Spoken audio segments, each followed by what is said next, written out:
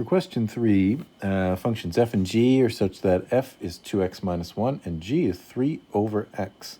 Find the value of f of 3, f of g, and it asks you a bunch of other different questions. Okay, so let's just focus on one at a time. It asks us to calculate f of 3, which is basically to say that we will be substituting 3 in for x, right? 3 into x. For the f function, that'll be 6 minus 1 is 5, right? B is a little different. B is, this is essentially the same as f of g of 6, which basically means that I'm putting g into f. So the fastest way for me to do this would be basically to substitute 6 into g and take that answer and then substitute that into f. So g of 6, 3 over what? 3 over 6, which is 1/2. And then f of 1/2, I take this amount and I put it into f. 2 times 1/2 minus 1. 1 minus 1 is 0. Right? So that's how I would get that. A longer way around it could be to substitute the function g into the function f, and then so get f of g of x by substituting the function g into the function f,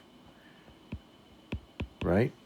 And then sort of substituting the 6 inside this function, and you'll notice that that is basically equivalent to what we just did, right? Putting the 6 inside, finding the 3 over 6, and then putting that total into x and times 2 minus 1. Excuse me for improperly labeling. That was question A, part 1, and that was question A, part 2. Question B, the real question B, was f inverse of x. They want us to find the inverse.